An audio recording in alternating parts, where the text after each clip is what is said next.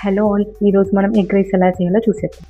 ముందుగా ఒక కడాయి పెట్టుకుందాం. కడాయి వేడెక్కిన తర్వాత ఆయిల్ అనేది యాడ్ చేసుకోవాలండి. ఆయిల్ ఎంత యాడ్ చేస్తే ఎగ్ రైస్ టేస్ట్ అంత బాగుంటుంది. ఆయిల్ హీట్ ఎక్కిన తర్వాత ఇందులోకి ఆవాలు, అలాగే జీలకర్ర, అలాగే కొంచెం పట్ట, కొంచెం మొగ్గ యాడ్ చేయాలండి. ఇందులోకి 1 స్మాల్ కప్ ఆఫ్ ఆనియన్స్ని యాడ్ చేద్దామండి. అలాగే పచ్చిమిర్చి యాడ్ చేయాలి, కొంచెం కరివేపాకు. ఆనియన్స్ బాగా వేగిన తర్వాత 2 స్పూన్స్ ఆఫ్ జింజర్ గార్లిక్ పేస్ట్ని యాడ్ చేసుకుందామండి. జింజర్ గార్లిక్ పేస్ట్ పచ్చివాసన పోయేంత వరకు వేయించుకోవాలండి. తర్వాత ఇందులోకి 1 కప్ ఆఫ్ టొమాటోస్ని యాడ్ చేయాలి. టమాటోస్ యాడ్ చేసిన తర్వాత ఒక 5 మినిట్స్ లిడ్ని క్లోజ్ చేయాలండి. లిడ్ ఓపెన్ చేసిన తర్వాత ఒకసారి ప్రాపర్గా మిక్స్ చేసుకొని టమాటోస్ని స్మాష్ చేసి పెట్టుకోవాలండి.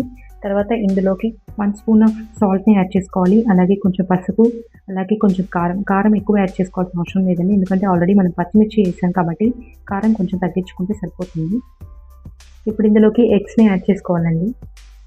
ఎగ్స్ని అన్నీ యాడ్ చేసుకున్న తర్వాత ప్రాపర్గా మిక్స్ చేస్తూ ఉండాలండి. సో అలా మిక్స్ చేయడం వల్ల మనకి ఎగ్ గ్రేవీ అనేది ప్రాపర్గా వస్తుందండి. ఫైనల్గా ఇందులో కొంచెం మిరియాల పొడి, కొంచెం కొత్తిమీర అండ్ కొంచెం పుదీనా యాడ్ చేసుకొని ప్రాపర్గా మిక్స్ చేసుకొని స్టవ్ ఆఫ్ చేసుకుందామండి.